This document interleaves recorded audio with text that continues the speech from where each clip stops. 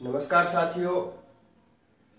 जैसे कि आप जानते हैं कि मार्च में 12वीं की बोर्ड एग्जाम है, तो उसी को ध्यान में रखते हुए एक शॉर्ट्स नोट्स के आधार पर ज्योग्राफी की क्लासें आज से प्रारंभ होती है।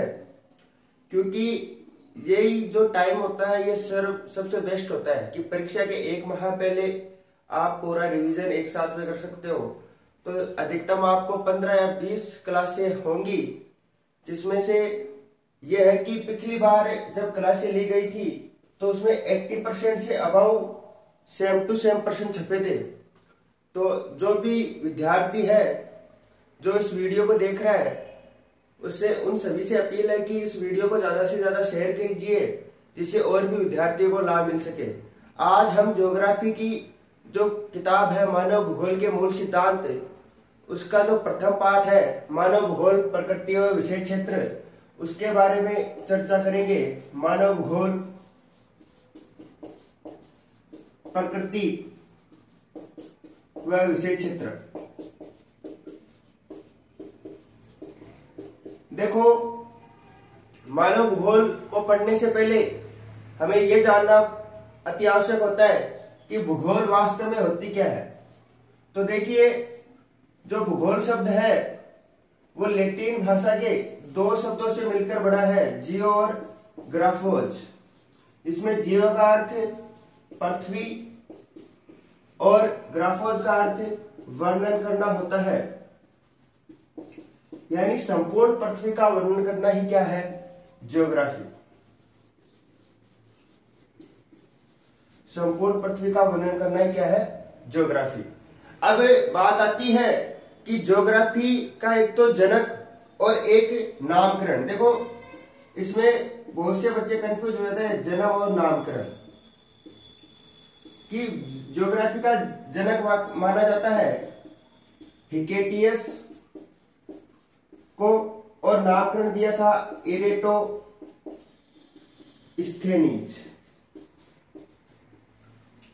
ये थोड़ा सा महत्वपूर्ण है कि इसका नामकरण और जनक कौन है, क्योंकि कई बार ये पूछ लेता है कि ज्योग्राफी का जनक कौन है या भूगोल का जनक कौन है। तो हिकेटियस, और ज्योग्राफी का जो नाम है, ये नाम किसने दिया था, वो दिया था इरेटोस्थेनीज। अब उसके बाद में हम बात करते हैं कि हमारे जो सिलेबस है, पहला पाठ है, उसमें क्या चीज महत्वपूर्ण हो सकती है। तो उसमें 3 चीजें बड़ी महत्वपूर्ण है। एक परिभाषाएं, दूसरा विचारधारा, तीसरा क्षेत्र व उपक्षेत्र। इन्हीं को ध्यान में रखते हुए हम अपनी पहली क्लास को स्टार्ट करेंगे। ये बेसिक चीजें थी। अब हम पहली क्लास को स्टार्ट करते हैं, और उसके बाद उससे सबसे पहले परिभाषा, विचारधारा, क्षेत्र और एक समय के साथ भूगोल, कि समय के साथ भूगोल में किस प्रकार से परिवर्तन आए, उनके बारे में विशेष चर्चा करेंगे। तो आगे हम सबसे पहले करते हैं परिभाषा की बात। अब देखिए, हम परिभाषा के बारे में बात करते हैं तो इसमें 3 मुख्य परिभाषा है। एक रेड जेल की, एक सैंपल और एक ब्लास्ट। इन 3 की महत्वपूर्ण परिभाषाएं हैं आपके सिलेबस में। तो देखो, परिभाषाएं 3 परिभाषाओं में कभी कभी परिभाषा पूछ लेते हैं कि सैंपल के अनुसार मानव भूगोल की क्या परिभाषा है, रेड जेल के अनुसार या ब्लास्ट के अनुसार। तो हम रेड जेल के अनुसार, देखो इसमें आपको 2 चीजें ध्यान रखनी है। मानव समाज प्लस धरातल। धरातल का मतलब भूमि, यानी मानव समाज और धरातल के बीच जो संश्लेषित अध्ययन है, संश्लेषित अध्ययन है, वही क्या है, मानव भूगोल। तो अगर आपको रेड जेल की परिभाषा आ जाए तो आपको मानव समाज, धरातल और संश्लेषित 3 चीजें याद रख लेना। जैसे कि मानव समाज व धरातल के बीच संश्लेषित अध्ययन क्या है, मानव भूगोल। फिर सैंपल के अनुसार परिभाषा थी कि अस्थिर पृथ्वी प्लस क्रियाशील मानव। यानी जो पृथ्वी है अस्थिर है और उस पर काम करने वाले मानव उनके बीच का अध्ययन, के बीच का अध्ययन, ये क्या है? मानव भूगोल है। फिर ब्लास महोदय ने एक परिभाषा दी कि हमारी पृथ्वी को नियंत्रित करने वाले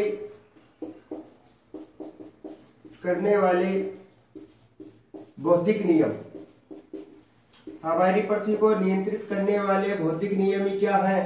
मानव भूगोल है। तो ये तीन परिभाषा है सीधा ही, या तो इनको परिभाषा देकर नाम पूछ लेते हैं कि ये परिभाषा किसने दी, या फिर नाम किसी भूगोलवेत्ता का नाम देकर उनकी परिभाषा पूछ लेते हैं। फिर उसके बाद में देखो, ये तीन परिभाषाओं के बाद में हम विचारधारा की बात करते हैं कि कौन सी विचारधाराएं थी।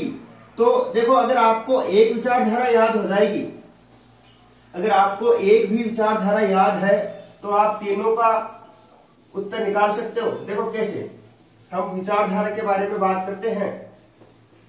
तो विचारधारा में सबसे पहले हम बात करते हैं कि तीन विचारधाराएं कौन कौन सी थी। विचारधारा यानी विचारधारा का मतलब होता है कि मानव भूगोल के प्रति लोगों का क्या विचार रहा।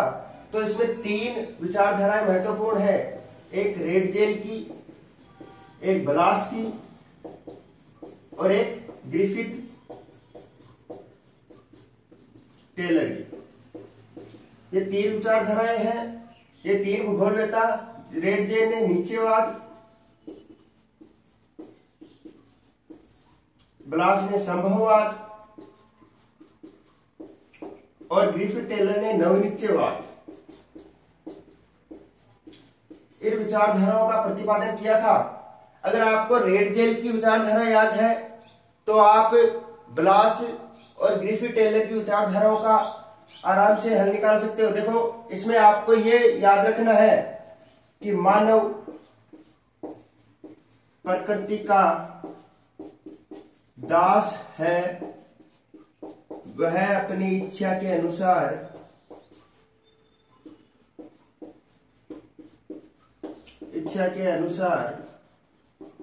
कार्य नहीं कर सकता। अगर आपको ये एक विचारधारा याद है तो आप ये तीनों विचारधाराएं को आसानी से याद कर सकते हो। देखो, अब बस ब्लास की जो विचारधारा है उसमें थोड़ा सा चेंज करना है। यहां पर मानव प्रकृति का दास है, लेकिन इसका उल्टा कर देना आपको ब्लास में कि प्रकृति किसकी दास है? मानव की दास है। और देखो, जब नीचेवाद में क्या बोला गया है कि अपनी इच्छा के अनुसार कार्य नहीं कर सकता, इसमें अपनी इच्छा के अनुसार उल्टा कर दो, अपनी इच्छा के अनुसार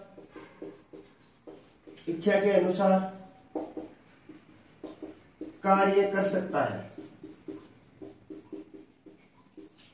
जैसे क्या कर सकता है? भवन निर्माण कर सकता है, खेती कर सकता है, उद्योग, ये सभी कर सकता है। फिर बात करते हैं हम ग्रिफिथ टेलर की। तो देखो, इन दोनों का मिला जुला रूप ये कौन सा है?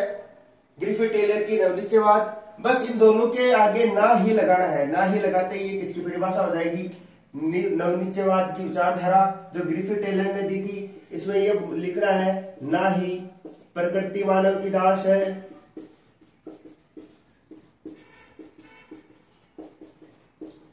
और ना ही मानव प्रकृति का दास है।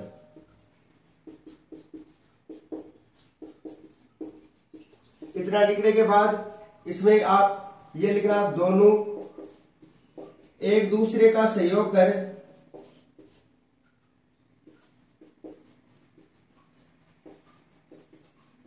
अपने कार्य को भलीभांति कर सकते हैं, अपने कार्य को भलीभांति कर सकते हैं। देखो, जो विचारधारा है नीचेवादी, अगर आपको याद हो जाएगी तो ये तीनों आपको याद हो जाएंगे। साथ ही साथ एक ग्रिफिथ टेलर ने ट्रैफिक सिग्नल का यूज किया था, ट्रैफिक सिग्नल का यूज किया था, जिसमें लाल, पीला और हरा, ये तीन शब्द जो ट्रैफिक की लाइटें होती है उनका यूज किया था। लाल का मतलब रुकना, इसका पीला तैयार, और ये जाने का संकेत देती है। उसी प्रकार पृथ्वी के नियमों को समझकर उसको पर तैयार होकर उस पर कार्य कर सकते हैं। ये कौन सी है? नवनिश्चयवाद, या जो ट्रैफिक सिग्नल की तरह है ये कार्य करती है। कौन सी विचारधारा? नवनिश्चयवाद। उसके बाद में आपकी समय के साथ भूगोल, कि समय के साथ भूगोल में किस प्रकार से परिवर्तन आए, उसके बारे में हम चर्चा करेंगे कि समय धीरे धीरे जब भूगोल का विकास हुआ, विकास होने के बाद भूगोल में किस प्रकार के परिवर्तन देखने को मिलते हैं, तो वो समय के साथ भूगोल आपका महत्वपूर्ण हो सकता है। उसमें कभी कभार 2-3 जो आपकी बिंदु है उनके पर प्रश्न आए हुए हैं, तो आपको अगर 2 बिंदु याद हैं तो अगले 4 बिंदु वो भी आसानी से याद हो जाएंगे। हम बात करते हैं कि समय के साथ भूगोल। तो देखो, समय के साथ भूगोल, अब समय के साथ भूगोल कैसे देखो। सबसे पहले जब भूगोल की शुरुआत हुई तो आरंभिक, देखो आरंभिक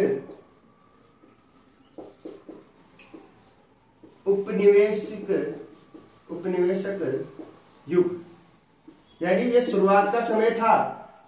और इस शुरुआत के समय में क्या हुआ, तो शुरुआत के समय में अन्वेषण, देखो अन्वेषण व वितरण, देखो अन्वेषण का मतलब होता है खोज करना। इस समय जैसे मान लो आपने एक नाम सुना होगा, वास्को डी गामा, एक नाम सुना होगा कोलंबस। जैसे वास्को डी गामा ने भारत की खोज की और कोलंबस ने अमेरिका की खोज की, तो जो भूगोल का शुरुआती समय था वो खोज, यानी नए नए क्षेत्रों की खोज होने लग गई। दूसरा आता है उत्तर उपनिवेशिक युग। देखो इसके अंतर्गत क्या हुआ, इसके अंतर्गत प्रादेशिक विश्लेषण।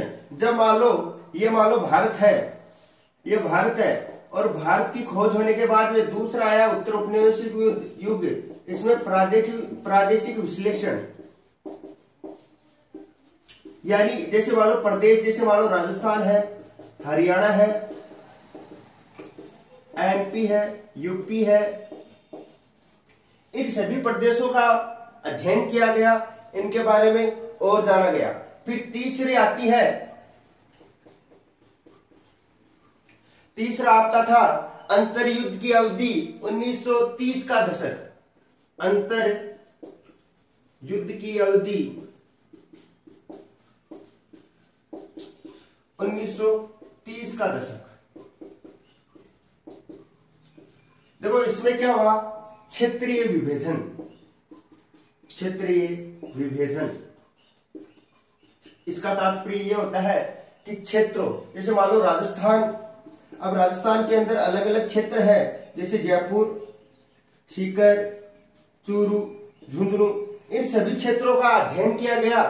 पहले जब भूगोल की शुरुआत हुई तो किसी राष्ट्र की खोज हुई, फिर उसके बाद उसके प्रदेशों की, फिर प्रदेश में जो क्षेत्र है उनका विवरण देखने को मिलता है हमें अंतरयुद्ध की अवधि 1930 का दशक। फिर बात करते हैं 1950 से 1960 का दशक, 1950 से 1960 का दशक।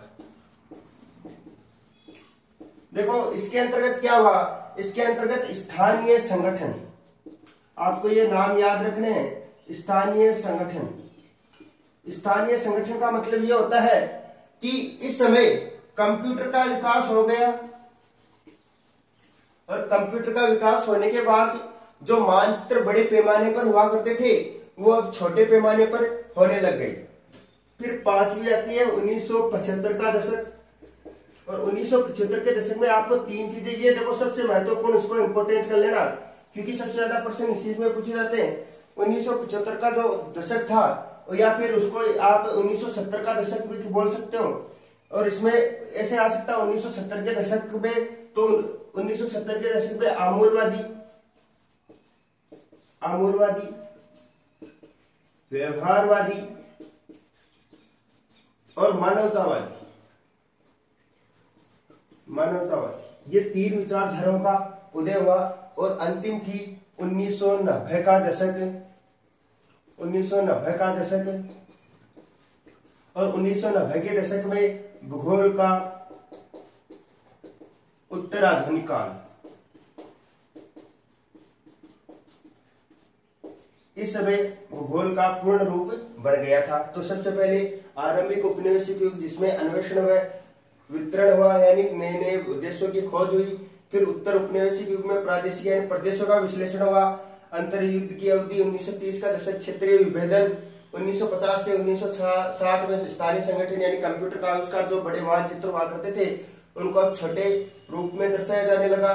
फिर 1970 के दशक में आमूलवादी, व्यवहारवादी और मानवतावादी विचारधाराओं का उदय हुआ। और 1990 जो अंतिम है, उसमें भूगोल का उत्तराधुनिक काल माना जाता है। अब इसके बाद में जो अंतिम पॉइंट है आपका, वो है क्षेत्र व उपक्षेत्र। तो देखो, भूगोल के अंतर्गत टोटल 6 क्षेत्र है। भूगोल के 6 क्षेत्र है, वो कौन कौन से हैं? और उसमें से सिर्फ 2 ही क्षेत्र है जो महत्वपूर्ण है। सबसे ज्यादा परीक्षा में प्रश्न उन्हीं 2 क्षेत्रों से पूछे जाते हैं। तो हम चर्चा करेंगे कि वो 2 क्षेत्र कौन कौन से हैं। पूरे क्षेत्र में से 2 क्षेत्र वो कौन से हैं जिनमें से सबसे ज्यादा प्रश्नों की संभावना होती है। तो देखिए, हम बात करते हैं कि क्षेत्र व उपक्षेत्र। देखो,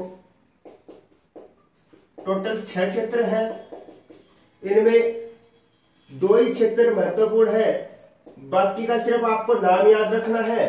तो देखो, सबसे पहले आता है सामाजिक क्षेत्र, फिर आर्थिक क्षेत्र, फिर नगरीय क्षेत्र, आवास क्षेत्र, या आप इसे बोल सकते हो सामाजिक भूगोल, आर्थिक भूगोल, नगरीय भूगोल, आवास भूगोल, जनसंख्या भूगोल और राजनीतिक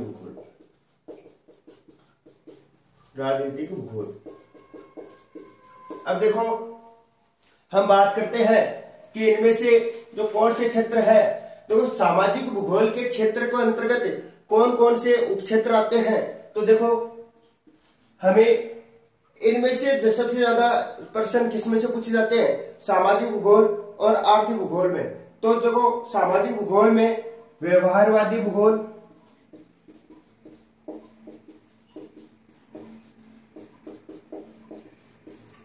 अवकाश का भूगोल,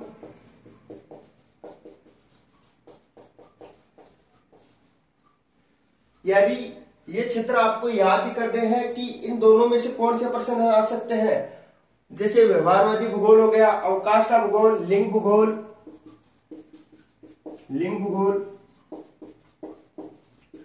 ऐतिहासिक भूगोल, चिकित्सा भूगोल,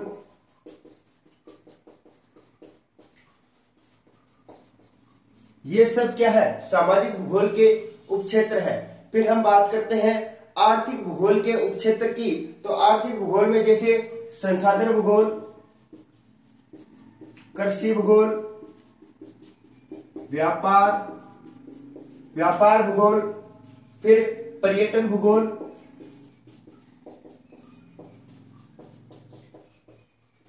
और अंतरराष्ट्रीय व्यापार या व्यापार। देखो, इसको अंतरराष्ट्रीय व्यापार कर लो आप, अंतरराष्ट्रीय व्यापार का भूगोल। फिर देखो, नगरीय आवास और जनसंख्या, इनमें किसी प्रकार का उपक्षेत्र नहीं है, उपक्षेत्र नहीं है, बस इनका नाम याद रखना है, नगरीय, आवास और जनसंख्या। फिर जो राजनीतिक भूगोल है उसके अंतर्गत सैन्य भूगोल और निर्वाचन भूगोल।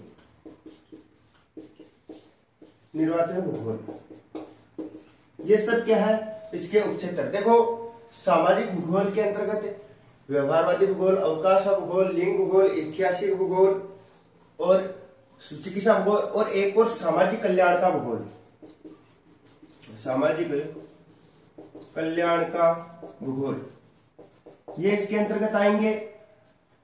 और आर्थिक भूगोल में संसाधन भूगोल, कृषि भूगोल, अंतरराष्ट्रीय व्यापार भूगोल, पर्यटन भूगोल, ये सब क्या है, जैसे उद्योग भूगोल, ये सब किसके अंतर्गत आएंगे, आर्थिक क्षेत्र के अंतर्गत या आर्थिक भूगोल के अंतर्गत। नगरीय, आवास और जनसंख्या भूगोल, इनके किसी प्रकार के उपक्षेत्र नहीं होते।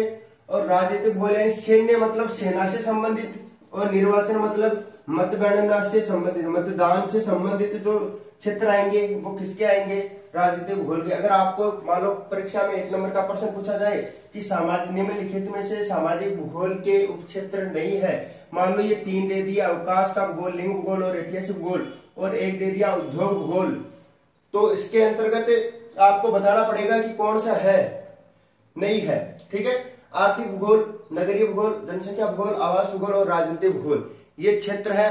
तो आज की जो क्लास थी उसके अंतर्गत देखो आपको सिर्फ 3 चीजें महत्वपूर्ण हो सकती है।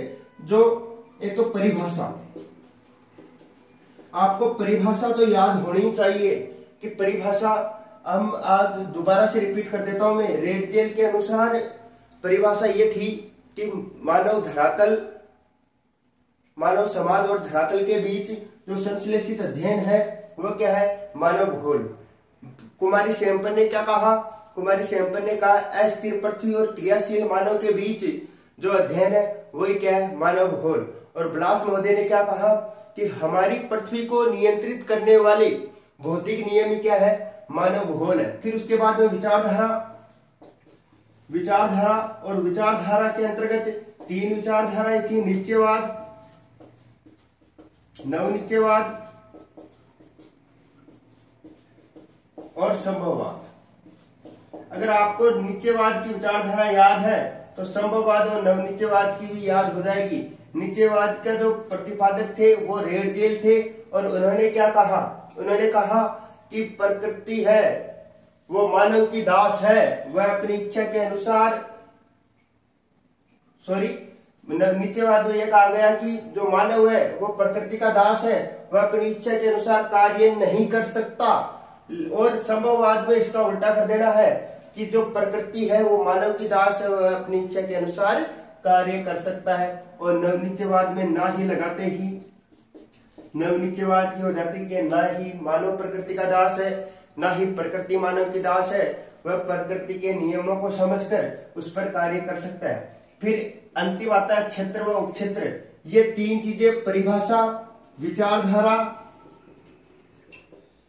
और क्षेत्र व उपक्षेत्र, ये चीजें आपको याद, 3 चीजें आपको याद कर लो। इसके अलावा मुश्किल से ही प्रश्न बनते हैं। और एक 1970 का दशक, 1970 का दशक जिसमें आमूलवादी, व्यवहारवादी और मानवतावादी इन विचारधाराओं का उदय हुआ था। तो आपको इतना ही, आज के लिए इतना ही। आगे की क्लास कल होगी, तब तक के लिए जय हिंद, नमस्कार, राम राम।